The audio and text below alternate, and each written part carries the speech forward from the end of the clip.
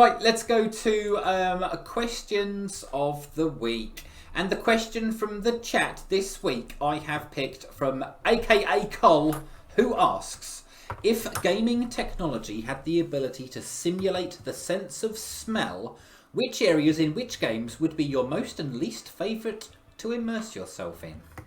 I know where my most favourite would be. What's the best smelling game? That candy sweet land in Mario Odyssey, the food land. Oh, yeah! Because it would just smell like sugar and chocolate and cake and ice cream, and I just want to eat everything. I have a proper sweet tooth. So that's like the best place. And I think the worst place is probably any of the towns in any Western RPG that's set in a medieval area. Yeah. Oh, even like, was pretty much like Resident Evil, where you've got those horrible pots and the guts in the pots and all the maggots like we saw last week in Village, and oh my god, that would be horrific, wouldn't it? How do you do that technology? Is it something that could be done? I don't know. Surely they do something similar to Disney World when we went, where they can pump out smells at different parts of the park. And you really do notice every so often you just get a whiff of, like, candy or something as you go past the doorway.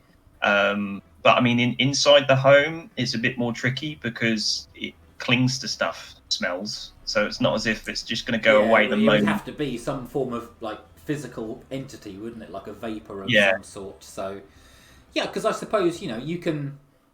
I think you just think of any perfume and deodorant and whatnot. It must be possible to replicate any smell, but you'd have to have kind of like how you have like a printer cartridge with ink in it. You'd have to have the equivalent of different smelling perfumes. Well, either that or they do everything else they do with video games and strap something to your face. Well, that'd be in your controller, wouldn't it? It would just seep out of your controller like a little plug-in airwick thing. It would be some sort of massive gas mask like this. You just look like, Bane from Dark Knight Rises. They could totally do this. Do you think like you got them little plug-in things that you stick in the wall, those like Glade, whatever they call things, and it's got a bunch of different smells in it, different flavours, and it just goes and comes out of your controller whenever required. Flavours? I don't think flavours is the right word, smells, John. Just eating your controller. I was going to go with the same thing Ash said. I just said Mario Galaxy as a whole because of the different areas you go. But as far as the worst place to go, I would probably say the boss from Conker's Bad Fur Day, the giant almighty poo. That's probably the worst place I could possibly think of. And why I would never want your smell-o-vision thing that you've just invented, John. Apparently, though, Sony already has the patent on it, according to Loz. Well, so that's a bit annoying. I think it would go similar to what Kizra has said, because Elon Musk, the man, the myth, the weirdo, has got some tech to put a chip in your brain to stream music directly into your brain. So you could just get like a little diode in the head that stimulates the olfactory sensors in a way that makes you smell whatever. And then we've fully hit cyberpunk levels, and I might be able to get my chip in my finger that lets me pay for stuff with contactless, like boop. I have simple dreams. So you're talking about going direct into the brain. I was just thought, just strap something to your face. Elon Musk's just nice. Drill it straight through a hole into your brain, and then you can have your music sensor, and like all of the sound goes directly in as well. Like, because you get those implant hearing aids, where you just upgrade that tech, shove them in everyone's ears, and suddenly you're living in Ghost in the Shell, and it's great. But you could also do that with, learning things as well, couldn't you? Literally just like downloading information. So you could possess the entire knowledge of the internet, all of knowledge of the entire history of the human race, just instantly absorbed into your brain. I know Kung Fu. Frying your own brain out. It's the Matrix! Yes, oh my god, we've Kung invented Fu. the Matrix! Brilliant. Only 20 years too late. Well, let's hope it's not like Cyberpunk, as in the game, where it crashes and then we'll be stuck on some Everyone just walks around like this. All in T-poses. Yeah, that's right. Oh, let's move on. Bill, what's your question this week, mate? It's well, I've learned from doing this week to week that it's important that I structure my question correctly. As last week was probably a good example of that, where I talked about achievements and how it could damage experience in video games. Really, I should have said it. If you're collecting achievements, does it damage them in video games? So I'm going to try and do better this week. I'm going to try and do better this week. So I asked, should video games be treated in education the same way as movies and books? And the reason I asked that is I think video games have come a long way. They've borrowed from a lot of these areas anyway. And off the back of things like Last of Us and other games that, deal with all these emotional aspects of what it is, and all these people that are still studying the same literature and things all these years, that we could take from video games and infuse them into lessons at school. Even art classes with things like Okami, music classes with things like Final Fantasy, all these aspects that what we've just talked about, Last of Us with revenge and stories and that in English. There's so many different aspects of what video games touch on now. Could we not infuse that into our education? Can I jump straight in on this, John? Because Go I ahead. have strong opinions. So as a literature student that has been forced to study the likes of Dickens and Shakespeare since I left school until now, I 100% think that everything needs an upgrade. And video games would be really good for that, because a lot of them do tackle themes and stuff that could be an interesting way to explore them, instead of making students read books from 100 years ago written by some old white dude who's only famous because his works were the only ones left. But a lot of what is studied in school education-wise in like movies and books tends to be the classics, and I don't think video games that are old enough to be like called classic video games have those themes and story elements in them, because it would be like Amiga, Atari, maybe up to the Mega Drive, and there weren't that many games that had big stories just because of the limitations of the hardware. So in 50, 60, 70 years, absolutely, I think they could be used. Although, and I feel like I always do this to your question, Bill, video games are used in education if you take particular courses such as media studies, because it is a form of media. Oh yeah, they do. I don't know nearly as much because I haven't done education in a long time. And when I did my little bit as a teacher assistant, I actually tried to put video games into my lessons and got some good responses out of it. So it's probably where this has come from. But I don't know. You've touched on the aspects directly, Ash, of what I was talking about upgrading so much of what education has, because it's so behind the times. And I think a lot of it is very difficult for people to relate to these days. I mean, I struggled to relate to what was happening in a lot of things like Romeo and Juliet, because it was so old that I was like, I don't understand how this world or these phrases, I bite your thumb at thee, was something I constantly asked questions for, because the teachers didn't know what it actually meant. And if you watch loads of different versions of Romeo and Juliet, they didn't know how to portray it because it's been lost to time. Was it someone actually physically doing it? Were they spitting their thumb at them? All that kind of stuff. And I think that the what is in Romeo and Juliet and Shakespeare and all those other types of, like you say, those old media that was around, if video games hasn't borrowed from it, they've probably got a more up-to-date version of it. And like I said, I agree with you. It's definitely a time thing. I think the old guard has to pass first. I'm glad that it's not sort of being thrown out completely, because I didn't know what other people's thoughts would be on this. Maybe it's my bias, but maybe I'm wrong. What do you think, John? Well, game, the production of games draws from so many different industries, obviously, doesn't it? You've got artists, you've got architects. See, I haven't done much education, have I? The education. But the design elements and the artistic side of it, I think that if it's not already, it could absolutely be a fantastic tool to use for examples for all forms of artistic subjects.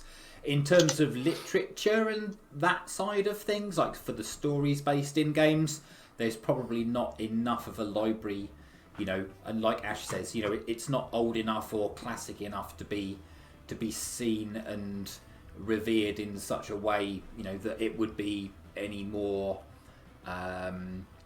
effective than a book or some other form of literature. But from a design perspective, if you're doing a design course, an architecture course, something along those lines, then absolutely, they have some of the best artwork, going in any industry is within the games industry. So I would say that as an educational tool from that viewpoint, then absolutely they could well be used in an education setting. And that's my thoughts on that. I had this sort of debate earlier with Sarah, and she raised a very valid point that might, just to prove that I'm trying to look at it from both ends. And the difference with video games that has a disadvantage over things like movies and books is that sometimes video games take a lot longer and a lot more closed off because of what you need to actually play a video game than what a book or a movie may be. And I thought that was quite a valid point. If you're trying to study for a course and they're telling you to play a 150-hour RPG, it's a little different to reading a big book or watching a movie for an hour and a half. So, there are some boundaries to overcome, but like everything else, with time and taking aspects and transferring it into textbooks and Let's Plays is what I said as a response. You could watch a Let's Play and pick up the highlights. I just think it would be an interesting thing to cover. And I don't think it's just video games either. Anime and comic books have been frowned upon for a long time. And people just don't understand how much those medias have grown from their preconceptions. And I think there's a lot that I often have to find myself and say, okay, you feel my media is a kid's toy. Let me see what you feel is more comparative. I'll take a look at that. In return, would you like to try what I'm suggesting? So you can see whether it is as different as we think, or give it a second chance from what you used to watch. Because not everything is, I don't know, Looney Tunes or Pokemon. They deal with very adult subjects, or whatever the case may be. Pokemon deals with some very adult subjects. Have you not watched the first movie? I struggle to think of something that was like, because I disagree with everything. I think every type of media is worth looking at for different views, but it's just, you know what I'm saying. You must have had those conversations a million times where people just said, "Oh, it's a cartoon; it can't be for adults." No, like because I grew up with the generation that liked anime. Well, that's good. That's actually promising, to be fair. I'm glad, because I didn't have that. Everything I liked for many years was kid stuff, and now everything that was geeky and frowned upon, people are buying T-shirts up all over the place, and I couldn't get a T-shirt for 20 years. So, right, this is irrelevant but tangentially related, because it's that whole commodification of nerd culture, which, as someone who was an emo from the age of 11 to the age of like 21, for the first, 8 years of me being an emo, I could not buy band shirts, I could not buy brightly coloured hair dye, I could not buy black skinny jeans without it costing me a fortune. But nowadays, you can get a band shirt from Primark for a £5. It's ridiculous. And it's the same thing with nerd culture. Yeah, DC T-shirts, comic books are in HMV, all that kind of stuff that I struggled to get hold of, that I had to go to some sort of dingy comic book store just to experience, is now readily available. And to be fair, it's always been there. I remember I never shied away from what I liked. I was the first kid that liked wrestling in my school. I was the first kid to like anime in my school. And I always used to wear it with pride, and that's all I wanted to talk about was video games, anime, wrestling, that kind of thing. And there was always these groups that go, "Oh, Bill, you're such a geek," and there used to be that attitude. But when they dispersed, when they were on their own, everyone used to come up and go, "So if I wanted to get into comic books, what would I do?" When they're on their own one at a time. I'm glad that has now passed, where people can actually say, "I want to experience this," and no one's going to frown upon me. That's good. I'm glad to hear it. Yeah, I remember when the first season of Attack on Titan came out, and all of my normie college friends were like, "OMG, Ash, you have to watch Attack on Titan," and I'm like, "Yeah, I watched it 6 months ago when it was like released in Japan," and they're like, "Oh, but it's so good," and I'm like, "Yeah, I've been telling you this for ages, guys." And then they all immediately dropped anime as soon as the first season of Attack on Titan was over, but it found its way into the mainstream, which is exactly what video games will do. I would also just like to address a point in the chat. Someone, I don't know who it was because I think it's gone now, said about how to appreciate a book or a film you don't really need to invest, and I don't think that's true. I think if you want to do a surface level reading or watching of a film, then yeah, you just read it once, it takes you a couple of hours. But if you really want to appreciate the themes and the craftsmanship and like the work that's gone into it, you do need to invest some time. But then I'm a literature student, so I spend hours reading books anyway. Yeah, you try reading the Earthsea Quartet with a skim read and stuff like that, or the Lord of the Rings. You'll really struggle. But the other thing is, I don't know if you feel the same with this as well, John or Ash. I know you've mentioned it before, where because things are now, what was geek culture has now become popular culture. Sometimes I have to take a breath when someone says, "Oh, you have to play this, you have to play this," and they can't tell me why because they're new to it, or it's their first experience in the world of anime or their first experience in video games, and I have to try and get off my perch a bit and go, "Look, you've played how many games? I've played 1,300. You know, surely this game can't be as good as what it is." And then I have to actually try it and realize that they might be right. 9 times out of 10, my what I'm saying is what I think it's going to be is correct. Like recently, I played Ratchet and Clank, and for years I've gone, this can't be good as Mario. No way this could be as good as Mario. I'm not going to waste my time on this rubbish PlayStation platformer. Played it the other night. I had a blast. Thought it was really, really good. So yeah, I've lost out on some popular culture because what I used to be liking by myself is now being scooped up by everybody else, and they're basically saying, they're shouting, "You have to do this," and it kind of puts you off the product sometimes because people keep banging on about it. Let's move on to our next question. Ash. It's a nice, simple question, this one. Yes. So my question also links into what I will be doing for YouTube next. My question is Pokemon, Digimon, or Yu-Gi-Oh? Discuss. You've literally only got a few minutes because we've still got things to do. Pokemon. John, have you got a choice? I've never really been into any of them, to be honest, but if I had to pick one, it would probably be Pokemon. See, mine's Yu-Gi-Oh, despite having a Pokemon tattoo. I tried to get into Yu-Gi-Oh. Shall we eliminate Digimon first of all? Yeah, I don't think anyone really cares about Digimon. Let's get rid of Digimon. I tried to get into Yu-Gi-Oh, but I find the game is more difficult to understand. See, so that's what I like about it, though. Yeah, I wish too, but I mean, they keep changing the rules every time there's a new deck, and the TV show seemed to be very ex machina on what they chose to do, as if to go, "I've got this brand new card, trumps everything." Whereas at least Pokemon, to a certain degree, had some set rules they stuck to. But again, it's probably because of my original thoughts on Yu-Gi-Oh!